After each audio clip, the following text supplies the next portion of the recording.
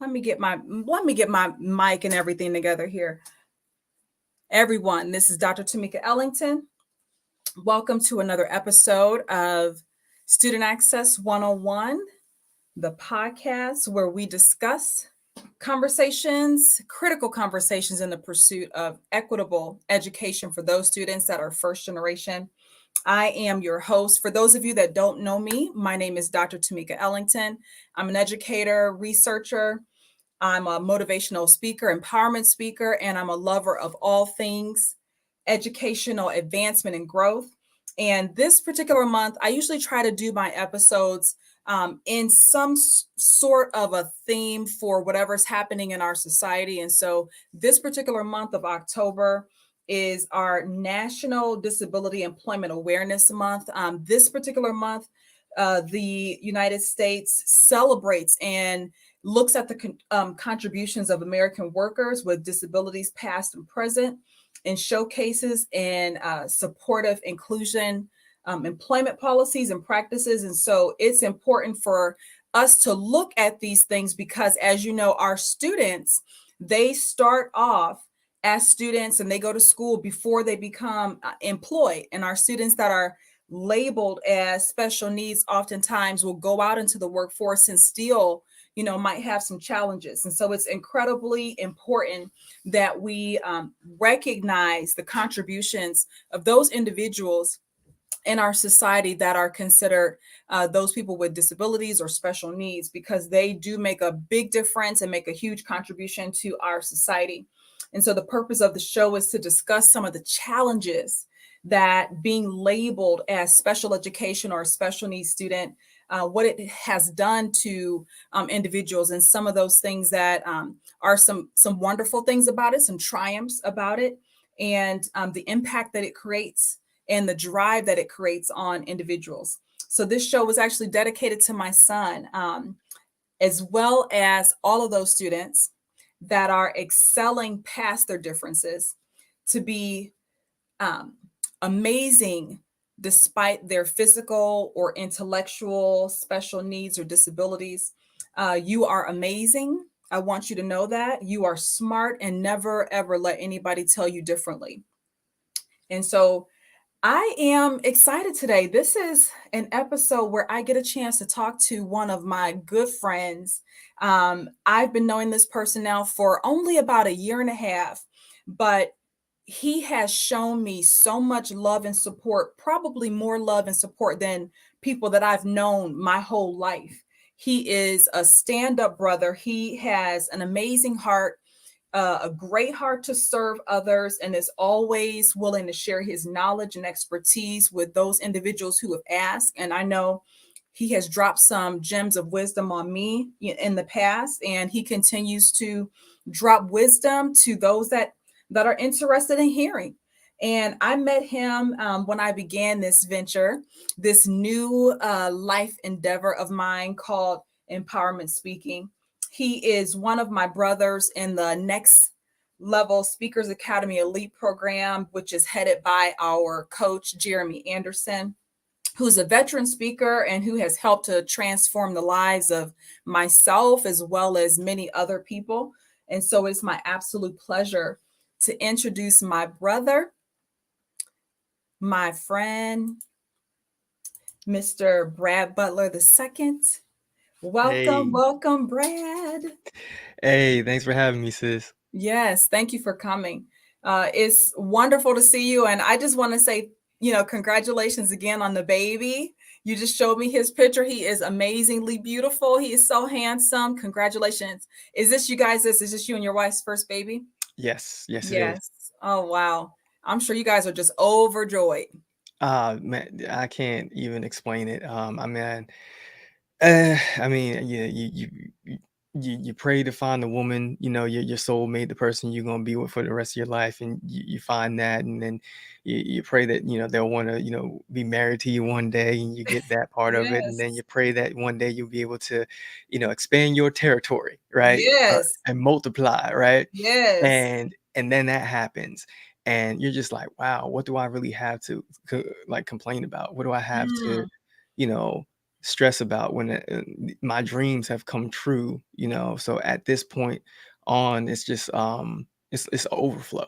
It's an overflow. Anything Woo! else that happens, um I promise, I tell people all the time, like, I was able to see with my two eyes the things that I prayed for, the things that I really wanted to be a part of my life, and I've been able to attain it. So from this point on, it's just, it's just the gravy on top of it. It's just Yes. the cherry on top of the cake or whatever. So I'm just extremely thankful. So when people say, "Oh man, you're not getting any sleep," and I know it's got to be hard trying to juggle everything, I refuse to complain. I Mm, refuse to, nitpick or point the finger at other people or anything like that, because I'm so thankful to have to get the opportunity to be a husband, to get the opportunity to be a father, to get the opportunity to be a business owner, to get the opportunity to be a community servant. I get to do these things. I don't have to do any of it.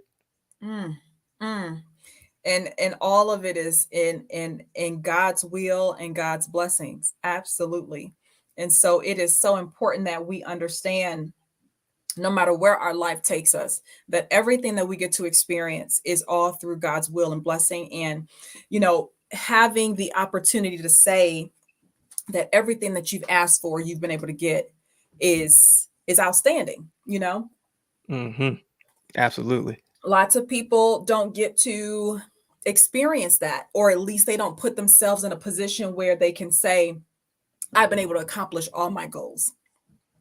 Yes, yes. Excuse me, I have for some reason, a little tickle. That's all right. Go ahead, get it out. Go and get it out. We good. If you're a speaker, you know what that feels like. Absolutely, yes, yes. Mm-hmm. Something, and I don't, it come at the random times too. They just catch you off Yeah, like guard. what the Like, where'd that heck? come from? Like all of a sudden, like out of the blue. Maybe I was getting choked up thinking about the baby. I don't Mhm. know, but sometimes they just come out of nowhere, and one minute you doing fine, then next thing you know, you sound like 1,000 miles of dirt road. Absolutely. So I'm gonna read your bio so that everybody can know how amazing you are and the wonderful contributions that you've made to the lives of students and educators across the nation. And so please excuse me, everybody. I have this strange tickle in my throat. I apologize. I'm telling you, it's all good. It Mhm. happens to the best of us. Oh my goodness. So my brother, Brad Butler II, is the CEO and founder of Brad Butler II and Associates LLC. He is also an award-winning motivational speaker, author, student advocate, and speaker coach. He has coached myself and he has coached my others, excuse me, my other peers in the Next Level Speakers Academy, and he's an amazing coach. Before Brad became all that he is today, he spent many of his years fighting to overcome adversity. His life involved struggles with family substance abuse, academic struggles, and countless amounts of naysayers. Despite everything, Brad managed to find solace in playing sports. His moments on the field are what inspired his close friends and family to coin the nickname B-Rad. At the tender age of 8, Brad experienced an unexpected transition that changed the course of his life forever. And due to his parents' decision to separate, he was forced to relocate from the inner city of Jersey City to the suburban areas of East Windsor. As a result of the curricular differences from the inner city schools to the suburban schools, Brad found himself placed in special ed classes. This is important to note because many times the stigma of being labeled as someone who is special ed follows a child throughout their entire academic career, and it also will follow that child into their adulthood. And so during this challenging time, playing football is what helped Brad to build muscle, to gain stamina, and to build and develop character. His athletic career started in elementary school and continued into college, which he truly believes is what contributed to his academic success. Brad is beyond proud to say that he holds a master's degree in counseling. After I'm sure many people probably told you never would ever do it. I'm sure they did.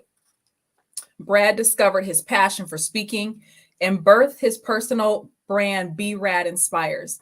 Over the years, Brad has spent most of his time traveling to speak at various schools to increase graduation rates for both students and athletes.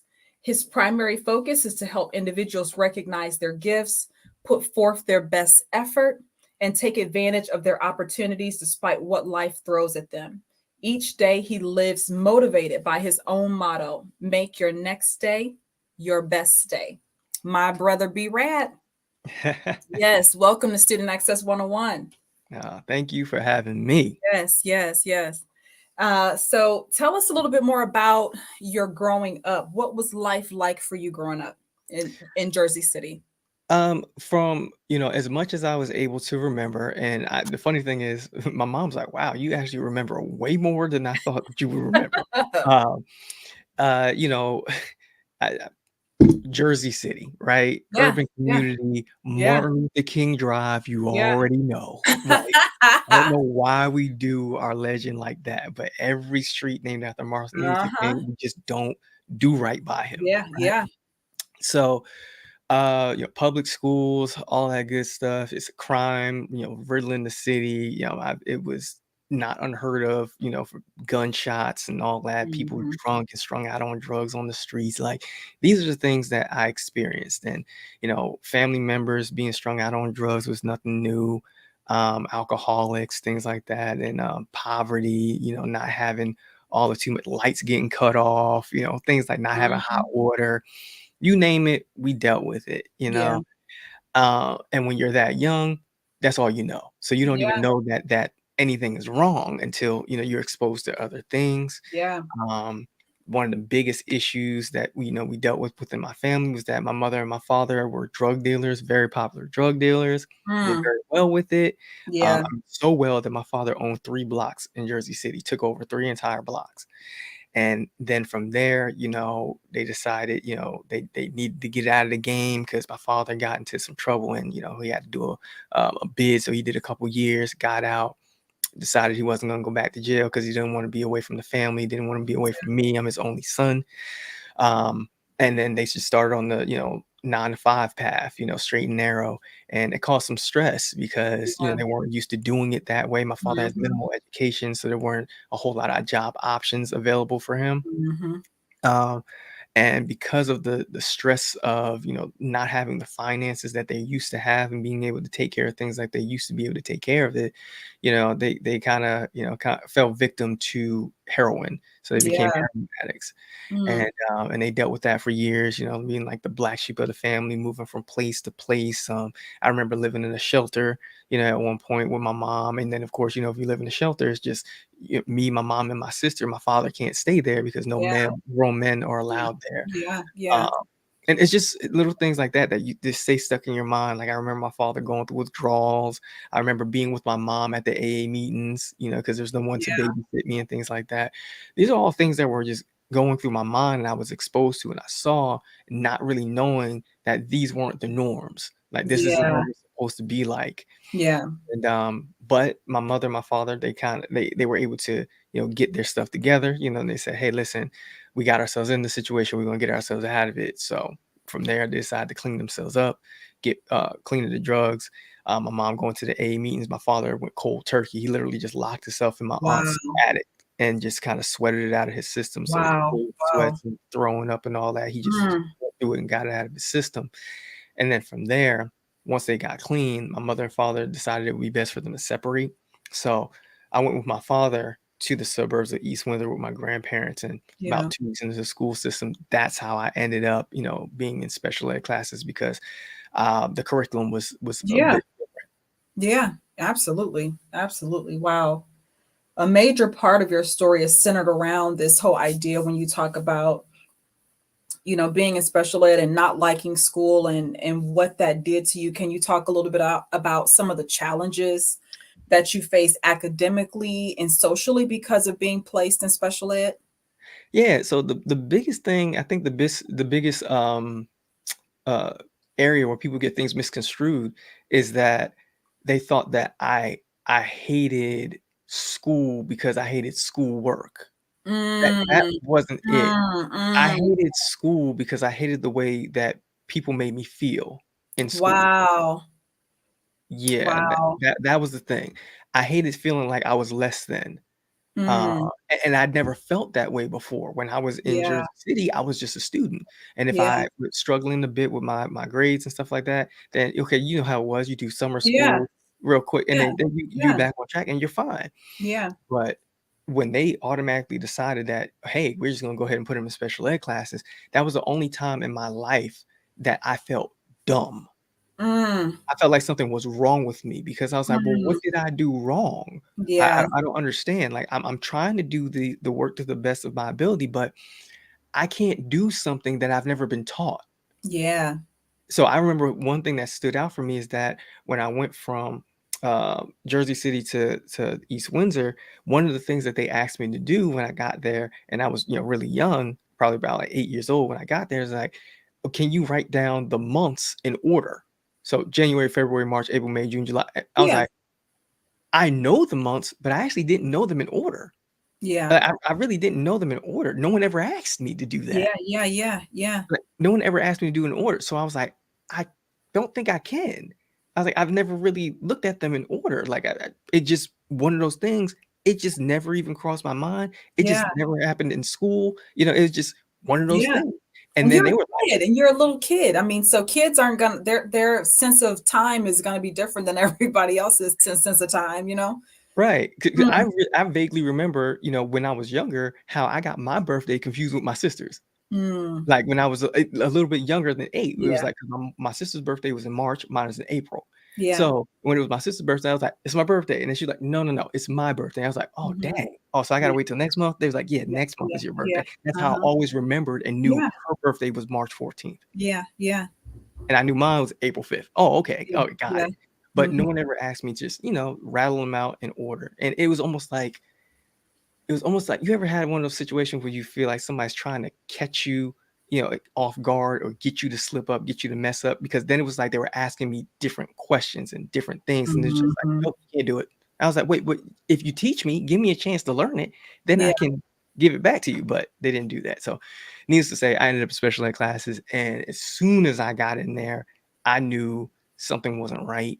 The vibe didn't feel right. I'm dealing with the same teachers over and over again. I'm not going to different classrooms. yeah, Stuck in the same classroom. It's just weird. It felt weird. And yeah. I definitely didn't feel comfortable at all. Like, I never felt comfortable in special ed classes. I didn't feel comfortable when it came to school until I graduated from high school and I went to college. Wow. Wow, do you think that that was a combination of the doing of the teachers and the students? Because, sometimes students, that are not in special ed can be kinda cruel. So was Yeah. it a combination of both of those? Yeah, it was a bit of a combination of both. I was popular, like, I played sports and stuff like that, but I was always that kid who stayed out of the way because Yeah, I did like, I would go to the parties and stuff like that, and, I was popular, I played sports and everything, but I wasn't around for a lot of things, yeah. so I always felt weird in the school because there's people I graduated from high school with, I have no idea who they are. Wow, Like, wow. people will be like, "I know you." Like, "I know you. I remember seeing you dancing at the parties and singing and the sports and stuff like that. I know you." But Yeah, we never had any classes together, so we never really got to kick it and talk, or yeah. there'll be other females be like, "Yo, I always thought you were really cute, man. I really wanted to talk to you, but I never saw you. I never Mm, got a chance to talk to you." It's like, "Ah, yeah, yeah." It's crazy the way that kinda um, affects you, and you don't think that it will, but it does. I remember there was actually a specific instance that happened where I was walking through the hallway, right? I'm going to a class or something like that. And it was like after the bell had rang, but I had a note, while I was late for class. So I'm walking and I have my book bag on. I'm walking through the hallway. I'm going to class. And I remember one of the teachers stopping me and says, "Excuse me." I'm like, "Hell, yes. How can I help you?" Yeah, because I was always respectful. I was like, "Yes. How you doing, ma'am?" She was like, "Do you go to this school?" What? I was a junior. I was a junior in high school, but the teacher had never seen me Wow, because I was in special ed classes. So our wow. special ed classes were all way off in the corner, like in a trailer. So they didn't That's even a shame. know. That's a that shame. some of the kids even attended the school. So I had to prove it, like show my ID card, like, no, I really go to this school. My name is Brad Butler. Like, I'm just going to class. They're like, oh, okay, sorry, didn't know that. I'm just like, you don't even know. And it's interesting that they separated you all. Yeah. That's really interesting. Wow. Wow. It's to the best way to describe it, it's like jail in your mind. Ooh. Yeah, it's like Wow. it's mental warfare because I watch Wow. kids snap. I watch kids snap because it's almost like jail. Because if you're Wow. stuck over here in this space away from everybody else, Yeah. and you're only seeing the same teachers, they're teaching you the same subjects and all that stuff every year. It's the same stuff, and you're seeing the same students. You're not getting the same experiences as the other students. Right. There were Right. after school programs that I didn't even know about. Wow. I knew Wow. nothing about. There were scholarships and different things that went on, SAT preps and all these different things. I didn't even know what ACTs were. Wow. I didn't know that with me being an athlete and just the way that my mind works, it was better for me to probably take the ACTs than it was for Absolutely. me to take the Oh yeah. SATs. Oh I yeah. had no idea. So here I am taking the SATs, and I Yeah. took it twice, and Yeah. I'm just I like, never took it. I never took it.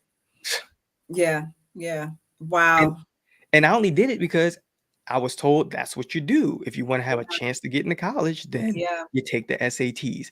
And I played football, and all these schools were like, "Oh, wow, he's fast." Like, I ran junior Olympic fast times. So it Mhm. was like, "Yo, this kid is really fast. So, like, let's see if we can get him to come over to the school, this, that, and that." Yeah. And then they'll check my track record and be like, "Yo, he's in special ed classes."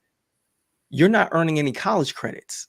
People don't even realize that if you're in special ed Wow. classes in high school, you're not earning the college credits that allow you to go to college on the proper level. I would have been in all Wow. 101 classes. There would be no scholarship opportunities, right? And in most cases, I probably would have had to walk on to the football team or something like that Wow. because they don't know if they can trust me academically. Ooh, that's deep. Wow. And It's, I just the limited amount of resources yeah. that were available. I mean, just from this whole idea of being separated from everyone else and Mhm. your overall experience being different and limited, really. That's really what it was, limited. And then your resources in regards to getting, I mean, the fact that you were able to go to school and then, you got a master's is really amazing because a lot of times kids, they have they have counselors at school. They have people that help support them. Like, did you have any of that support in school at all? Like, how did you transition from college? I mean, from high school into college? Well, I had counselors, and for the most part, think about it. How many huge success stories do you know of kids who were in special ed classes? It's Yeah, like you're working backwards. right. Yeah, You're working backwards. yeah. So when I would express to them that, hey, I think I want to try to go to college, they would say, well, you can if you want to, or we can arrange some things for you to try to go to a tour. And they did. But Mhm. there's like, I already knew it was like they don't have any hopes or high expectations for me going to a college. I was also told, hey, go to a Votech, get a trade because that's more your avenue. And I'm like, there's nothing wrong with Votech. I don't see nothing wrong with it at all. If I thought of did things over, maybe I would have gotten a trade, like Yeah, maybe became a barber or something like that, just to have right, something in my back pocket. right, right. But I still would have probably wanted to go to college Yeah. just to do Wow. it. So Um, you had that desire yourself. You just had the desire to want to go to college. yeah, Yeah. because I don't like being told what to do. Yeah. I'm one of those people. I'm really one of Yeah. those people where it's like I don't like people having control over my life. Yeah. And my willpower, I believe, is stronger than the average person. So Ooh. if you tell me I can't do a certain thing, I'm gonna find a way to get it done. Now it might not be perfect, might not be the best that you've ever seen, but when it's all said and done, is they're gonna be able to say that Brad executed, Brad completed the Mm. task. Um, Yeah. and one thing that people don't really know about my story as far as because they'll think, oh, Brad, he just really wanted to do it. He just went out there and and it proved everybody wrong as far as going to college and getting his degrees. What ended up happening was when I was in middle school, probably around like seventh grade, sixth or seventh grade, my mom called me and said, "Hey, I need you to get ready." And she's like, I was like, "Get ready for what?" You know, I mean, what are you talking about? She's like, "I just got my bachelor's degree." I was like, "Oh, wow." I was like, "Okay." So I didn't think too much of it. She's like, "Yep, you gonna come to the graduation." I said, "Yeah, no problem." So, me and my dad go to the graduation. Congratulations. Then, 2 years later, he called back. "I need you to get ready." Get ready for what? I got my master's degree. I was Woo, like, you go, mom. wow. And I'm You go, thinking to my mama. right. So then I started thinking to myself, wow, I'm hearing, all these people telling I'm dumb, stupid, retarded, remedial. And then it's something clicked and it's like, well, that can't be true because my mom's blood courses through my veins. Absolutely. And if my mom, was able to, fight back from all the things that she dealt with, my dad was able to fight back from all the things that he dealt with and get to the positions that they're at now where they're doing well. I always looked at it as if my mother and my father can beat a heroin addiction, I can beat the school system. Wow. Wow.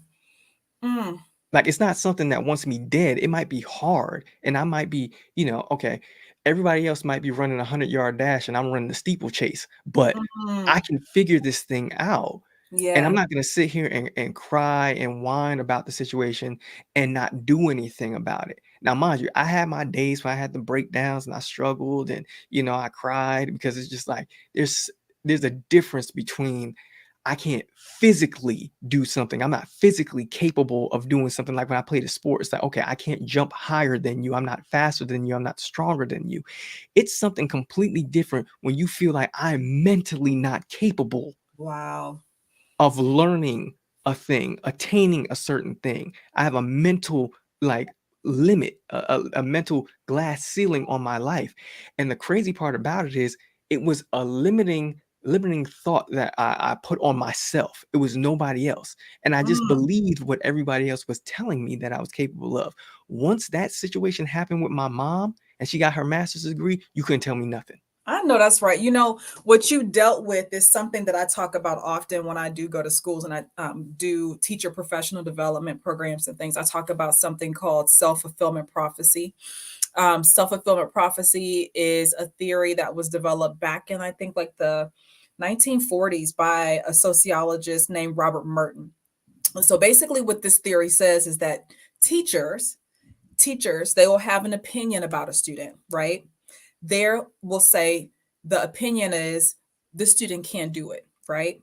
The student will hear that and see that and say, okay, you know what? Maybe I can't do it. They'll start to contemplate that in their mind and they'll take that in. And then they end up not being able to do it, which then proves the teacher right. So it's a self-fulfilling prophecy. So it's like this teacher is putting this thing on you that you can't do it. You heard it, you believed it, and then you didn't do it. And so Mhm, you were able to evolve from that self-fulfillment prophecy because you had someone in your life that it was as powerful as your mom who was able to switch that off and show you that you absolutely can do it. mhm. Yeah, And my yeah, grandmother used to say all the time, and she used to drive me crazy with it. yeah, I'm telling you, like, I used to be so annoyed when she would say it. My grandmother would say, "My grandson is a genius." yeah, Oh, like I might draw a picture or something like that, or on the rare occasion I did well on a quiz or test. Like, oh, my grandson is a genius. My grandson is a yes. genius. And I'm like, all right, grandma, I can't be a genius. I'm in special ed classes. But Mm, I didn't realize that she was trying to speak life into me. She wasn't going to yeah, allow me to, continuously think a certain way or feel a certain way. And she yeah. was just going to keep speaking life into me until it finally clicked. And it Woo, did. And then wow. when it clicked, then it turned into, I remember my grandmother saying that I'm a genius. I just have to tap into it. Now, what Yeah, most people don't realize is that we are all geniuses in our own right. absolutely. We're all geniuses Wow. in our own right. But if you ask a fish to climb a tree, it's not going to think that it's a genius, Yeah, yeah, right? So I started looking at it that way. And I'm like, okay, I know who I am. I know my strengths and I know my limitations. Okay. I'm an orator. I'm a very yeah. good orator, right? That's what I do. I When lean did you heavily on it. realize that about yourself, Brad? I've always been good at speaking. I didn't think it was a gift though. Mm, mm. So, and I was one of those people where like I was like a jack of all trades and like a master of none. That's what I thought because I could sing, I could dance, I could play sports. I could draw really easily. Like I Yeah. promise you right now, I pick up a piece of paper and a pencil, and you give me a picture to draw. I can sketch that thing out. It may not be the best work that I've ever done, but it's gonna look better than the average person. Absolutely. Yeah. Yeah. Much better Yeah. than the average person. Yeah. All Wow. because I a part of it is also because of the fact that I have confidence in myself. And is that just level of willpower that I have within me where it's like, you're not going to tell me what I can and cannot do. Mm. I'm going to show you, right? Even when I played sports, it was like people would talk about me all the time. If you've seen me and been around me, but I'm Yeah. 5'9", and the most I've ever weighed in my life is 160 pounds. That is not prototypical for a football Right. player. Right. But I've had plenty of people who are much bigger, much stronger, much faster. They had to bend to my will Yeah. because I wasn't going anywhere. You weren't going to stop me. I Yeah. outfought you on the field and everything like that. It's just like because I'm just not that person where you're going to break me. You can say what you want. You can Mm. do what you want. You can act however you feel. But the fact remains that I made a firm and steadfast decision in my mind that Yeah. I'm going to get a certain thing done. That is it. End of story. So whatever it is that Wow. you say or do in between that, that's between you and whomever else. It ain't got Woo! nothing to do with me. Wow. Y'all hear that? Y'all hear that? That's exactly what it takes because people always got something to say about what your capabilities are, but it's up to you to believe whether or not you can do it. Wow. And so how old were you when you saw your mom graduate from school and everything? Like, were you all still like in high school or were you an adult by that time? How old were you? I was in middle school when she got her bachelor's and Uh-huh. like my early, very, very early years of like high school when she got her master's. So once I saw that, I was just like, okay, all right, I see what she did. Like Yeah. I think I can do something. And then the conversation started to change with my mom because Yeah. my mom has always been one of those people where it's like, you can ask me whatever you want. You may not like the answer, but you can Yeah. ask me whatever you want. Yeah. And I started asking my mom, like, "Mom, is something wrong with me? Am I dumb? Mm, mm, Why am I in these class?" And she was like, "There's nothing wrong with you. Keep doing what you're doing. Keep doing the work. Everything's gonna be fine. I promise you. Just keep doing the work. Your time is gonna come. Like your time is mm, gonna come. Don't worry about what they're saying. Just keep doing mm. the work." And she was right. Jeremy says it all the time. The late is not denied. I spent 10 years in special ed Absolutely. classes. Wow. I spent 10 years in special ed classes. I didn't graduate from high school outside of special ed class. I graduated from high school in special ed classes. There was no storybook ending.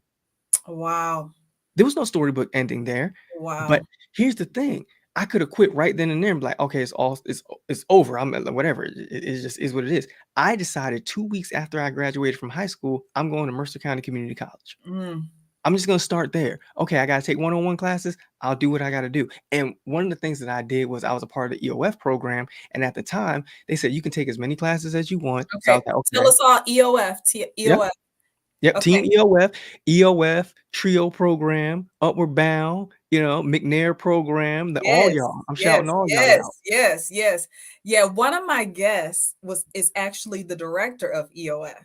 All right, now we got Yes. we got Yes. to I talk. don't know I don't know if you know him or not. His oh my goodness, his name is I can see his handsome face right now, but he's the director. He's a professor at a school in New Jersey, and Hmm. he serves as the EOF director. Yeah, Oh man, I yeah, might have ran yeah, across him before then. yeah, yeah, yeah. I'll have to let you Do you know. remember what school? Oh my goodness, he gonna be mad at me that I'm. What's name a couple universities in New Jersey? King University, Montclair. That's it right there, Montclair. Okay, Yeah, yeah. Dr. Rajon Gordon.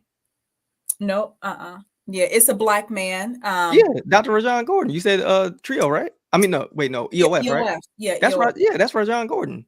Okay, so Dark this skin, tall. oh, you know who it is? Dr. Danny Jean. Do you know Dr. Oh, Danny okay. Jean? Do you know Danny Dr. Jean. Danny I Jean? haven't met him.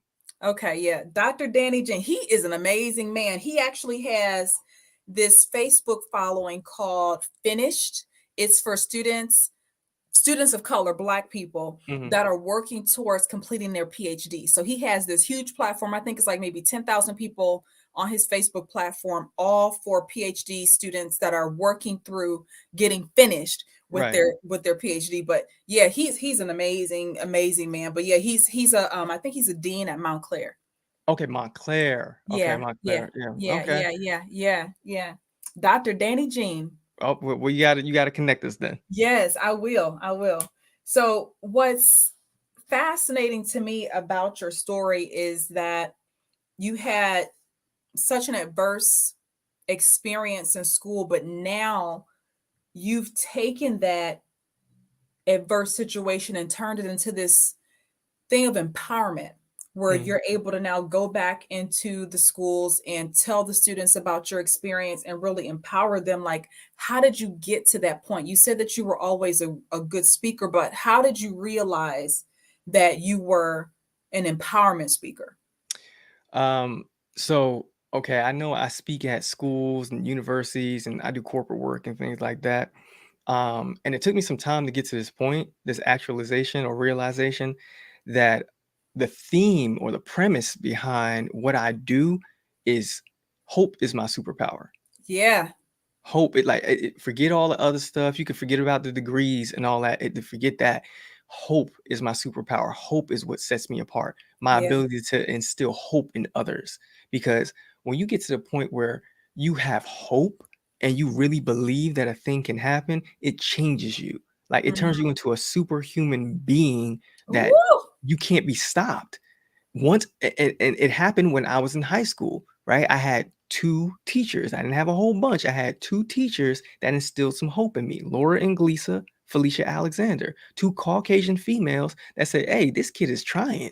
Like he actually wants he's not settling for this. He's over there like, no, give me something else to do. Let me Yeah, prove to you that I can get straight A's. Let me prove to you that yeah, I can get A's and I can get up out of these classes." Right. And obviously they don't have the final say so whether I get out or not, but right. they noticed that, yo, he's trying so hard. Wow. And they instilled some hope in me. And that teacher would pull me to the side and say, Brad, if you really do want to go to college, you can go, right? Yeah, Mm, yeah, you can go, right? And they're whispering to the side, like, yeah, you can do it. Like, you don't have to go to Votech if you don't want to. You can go to, a college. Like, you start with community college, and I can introduce you to such and such, and we can work something out. And that's how it started. And I was just like, okay. And I never forgot them. I never forgot what they wow. did for me. And so I said, if I go on this journey of being a speaker, when that did actually happen for me, is one of those teachers, she reached out to me, years later. It's like, hey, how you doing? How's everything going? And I told her I got my bachelor's and she lost it because she was like, I I'm can't sure she believe it. did. I'm sure she Oh, did. she's like, I can't believe it. This and that. You got to come talk to these kids. And so reluctantly, I ended up going and talking to the kids. And she was like, they loved it. They've been asking about you all year. Where are you speaking next? What are you doing? And then from there, I decided that this might be the path that I need to be on and turn this into a career path. And then from there, I said, everywhere I go, everywhere I speak, I'm going to work to instill hope into individuals. Like, I can't teach you about how to be a millionaire. Like, I can't teach you about how to be a mogul and all this, or how to get fancy cars and houses and clothes. Bro, to tell you the absolute truth, I don't care about none of that. Yeah, yeah, I yeah, don't care. Like, but what I do want is for you to be the best individual that you can be, the best version of yeah. yourself possible. Now, if that comes with cars and clothes and jewelry and all that other stuff, then that's great.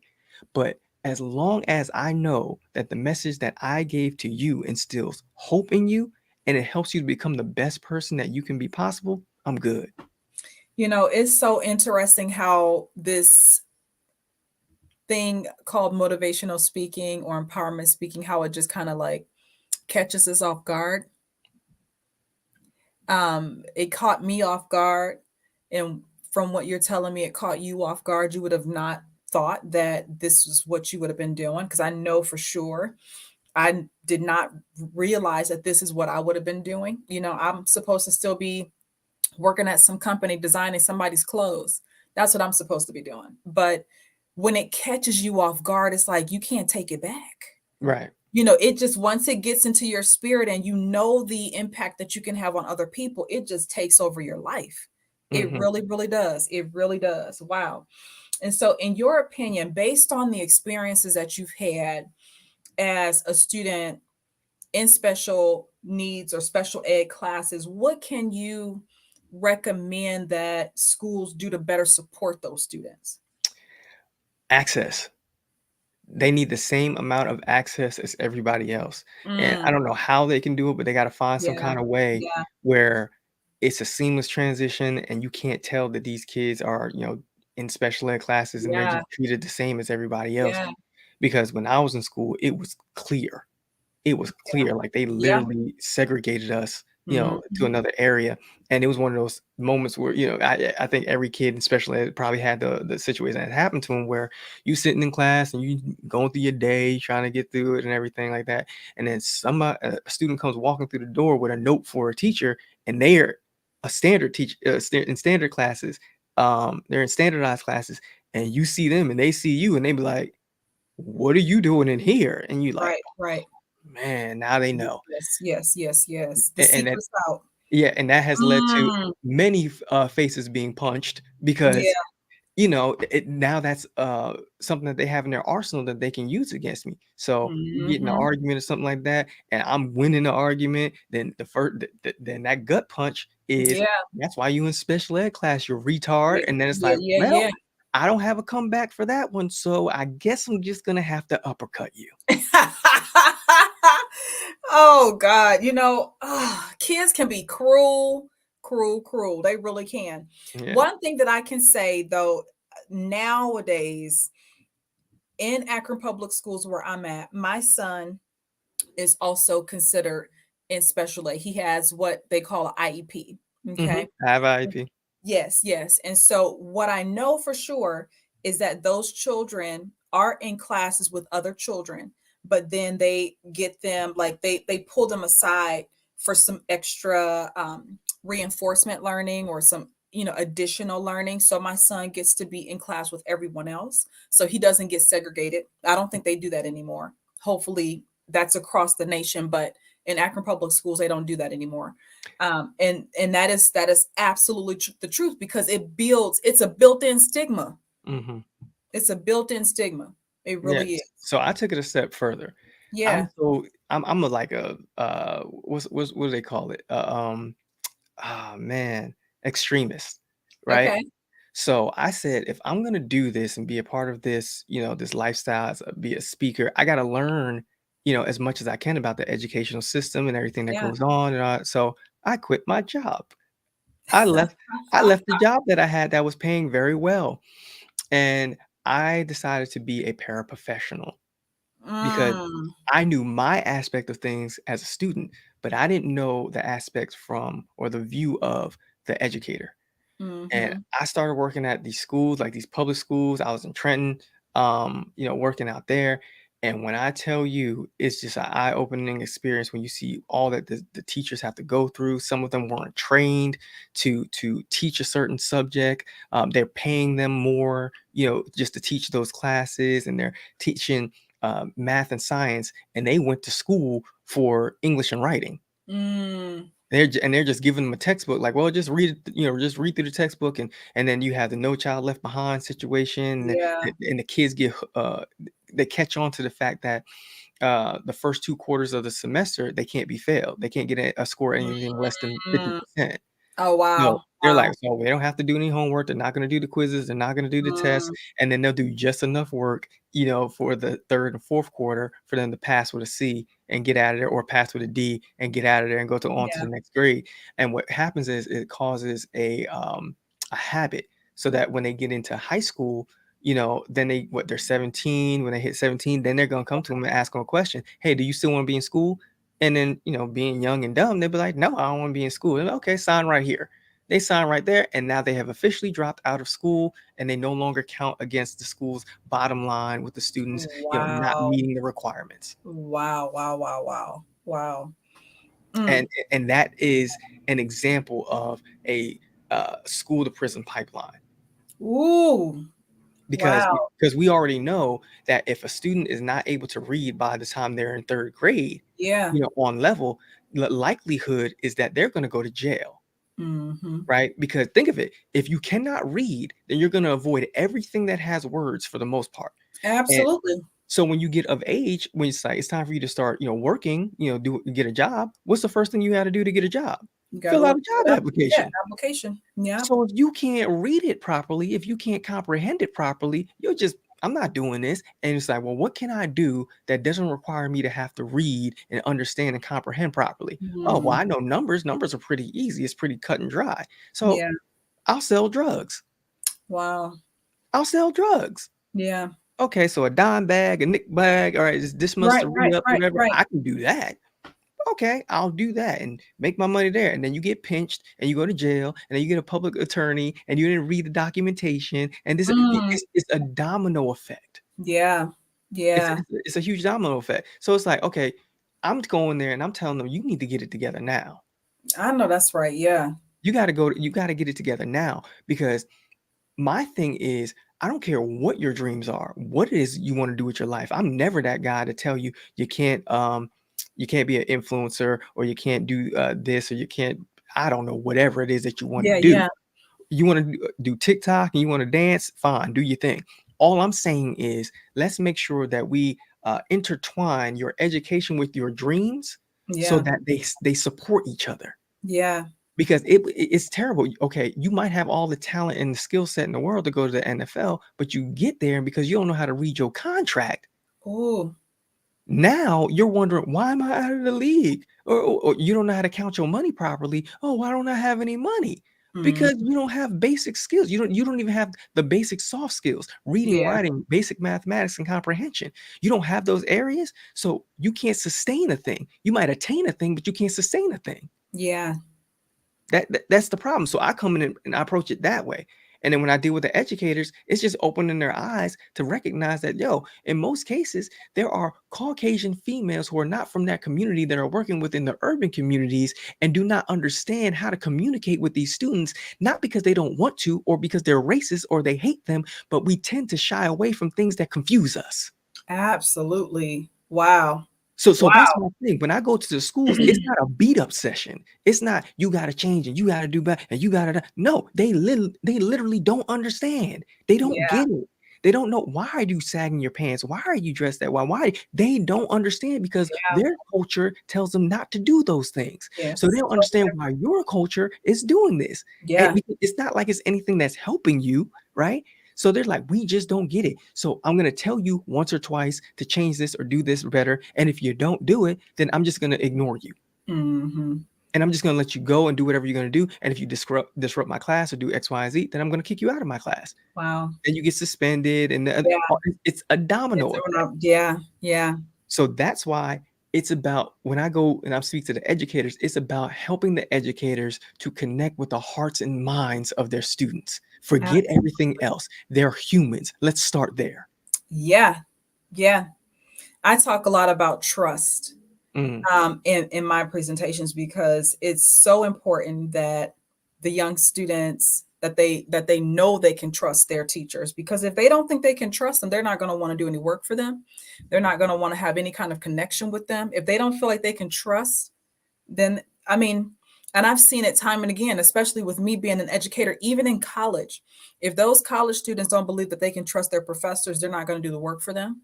They're not going to want to communicate with them, so and it totally changes the dynamic of what's possible for that young person if that instructor or professor is not able to build a system of trust between themselves and the students. So wow. Um, is there anything we've talked about so much? Do you have one like last little word of encouragement that you might like to give to educators? okay, one last word of encouragement. Okay. So, matter of fact, this is going to seem very or overly simplistic, but you have whether you're an educator in college, middle school, high school, elementary, whatever it is. I'm gonna take you all the way back to like pre-K. Hmm. One of the biggest things that they teach you when you first get started in school is not to judge a book by its cover.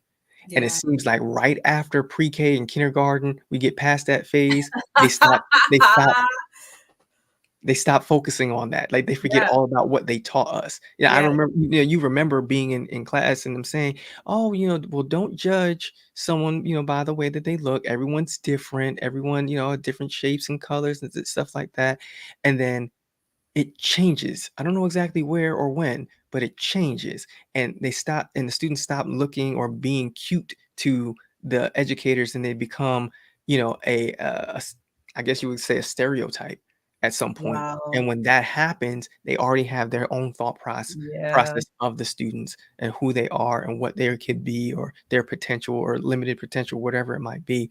All I want y'all to do is just go back and think about way back when you were in like kindergarten, pre-K, and they talked about not judging a book by its cover. Because I Mm, promise you, many people wrote me off. Many people wrote my family off. We're not supposed to be here. My mom was probably supposed to be killed. My father was supposed to be killed. I was supposed to be killed.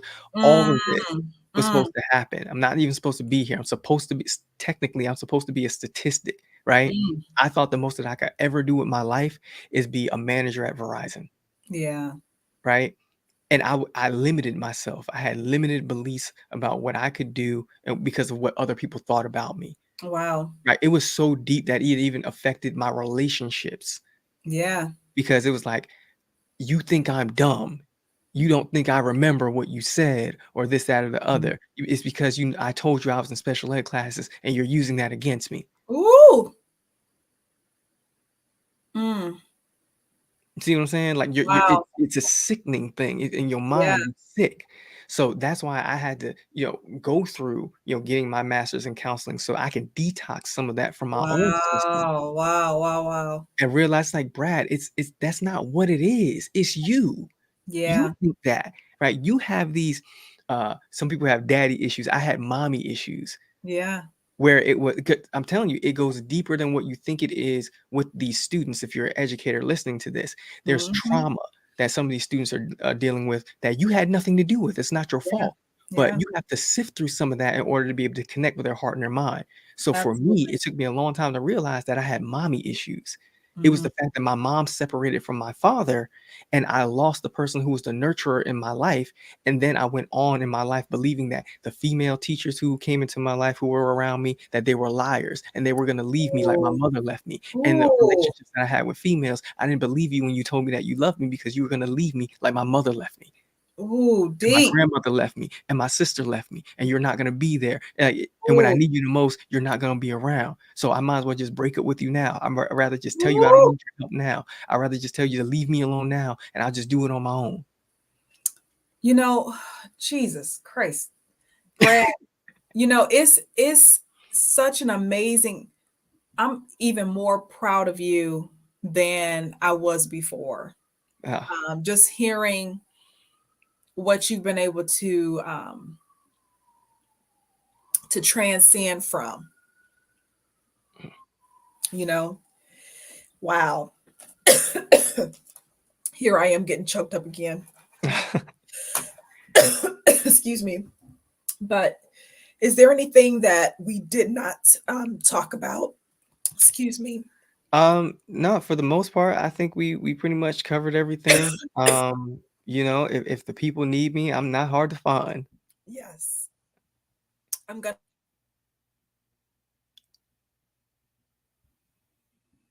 Oh, yep, there you go. Oh, I think you muted yourself. Excuse me, guys. Brad's website is on the screen. Please check him out. He's an amazing speaker, as you all saw, inspirational.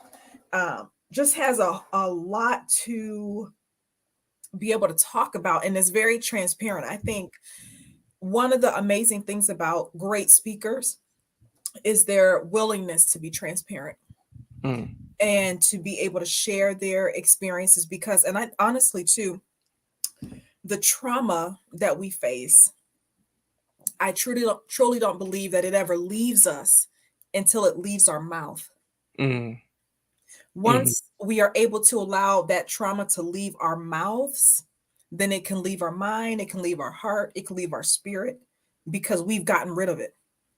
We've given it to other people and talked to other people about it. And so now we're able to evolve from it. But as long as we keep it inside and we don't talk about it, that trauma will eat us alive.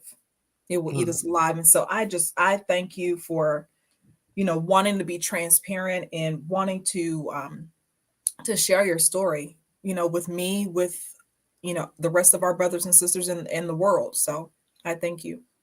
Oh, thank you. I You're appreciate the welcome. opportunity. I definitely don't take it lightly. Every Yeah, opportunity that I get to go out, share my story, and yeah, speak life into individuals and, bring hope into people's lives. It's something that I cherish because, I don't know how much time I got here. So I'm absolutely. trying to make it, as impactful as I possibly can and just continue to live in purpose. Wow. Yeah, continue to live in purpose. And what's your model? What's your model again? Well, Yes, yes, I'm, I might as well, give you the whole yes. closing. I don't know if Please you've ever do. heard me do it. I Have you don't. ever? No, I haven't. No? Okay, No. so here's my signature close. You guys are Okay. gonna get it Yes. live, all right? So I know we talked about a lot today, right? And I don't know if you remember everything that we've said on this interview today, but I would hope that if you remember anything, you remember the last thing that I'm going to say to you. So here it goes. Be careful of your thoughts because your thoughts become your words, and be careful of your words because your words become your actions, and be careful of your actions because your actions become your habits, and be careful of your habits because your habits become your legacy. And that is how the world will remember you. If you haven't heard it today, this week, this month, this year, or ever in your life, you're going to hear it today. I love you from the bottom of my heart, and I encourage every last one of you to make your next day your best day. Why? Because the work you've done today is not enough to get you through tomorrow. Thank you for listening. Woo! My brother. Woo!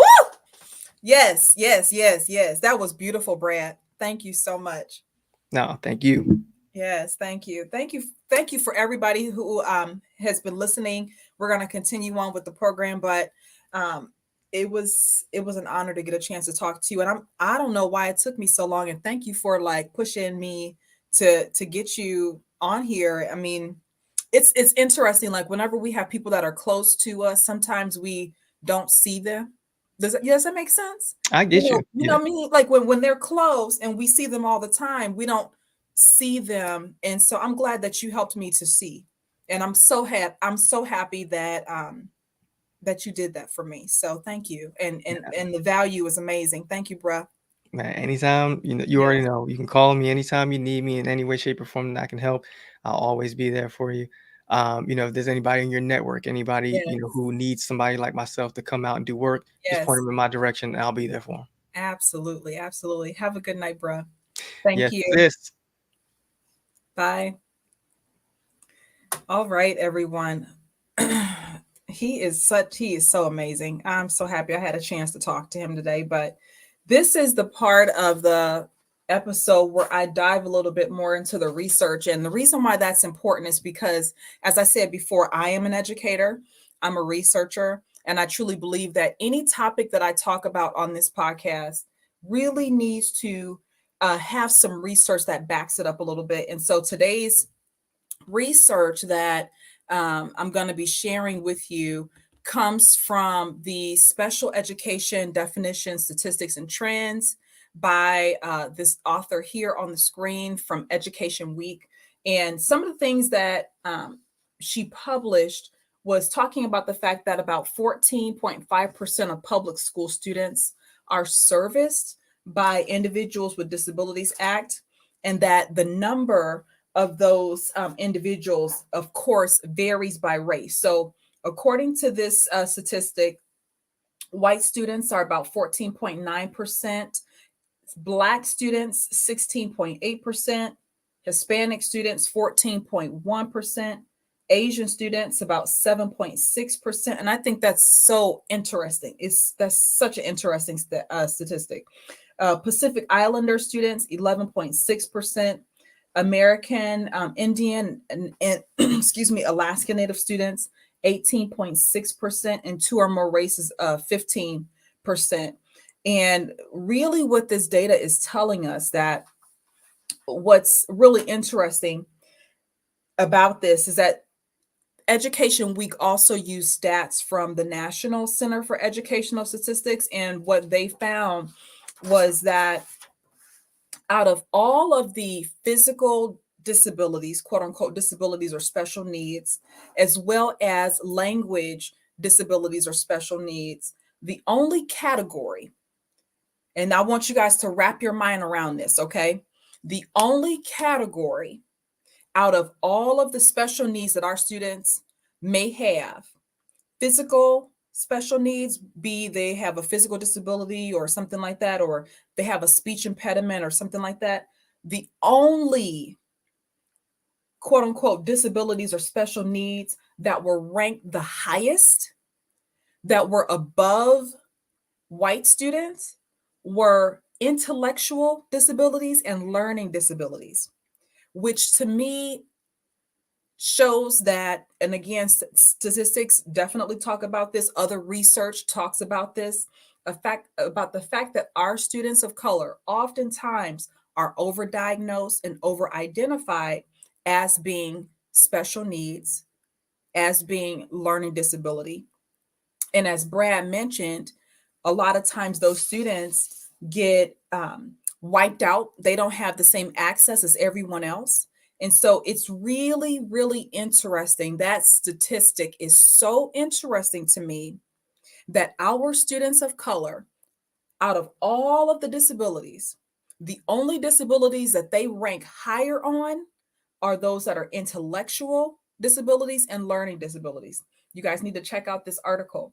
And as a mother of a son who receives special services from the school, I think it's such a critical element to customize the the work, customize what the schools are doing for the students. So not only giving access, as Brad mentioned, another thing that will definitely help our students do better is the customization, because all students learn differently and they all need different things. So if I can offer anything, is offer this whole idea that educators do their best to customize their services to each one of those students. And the thing that really takes is, it takes more manpower.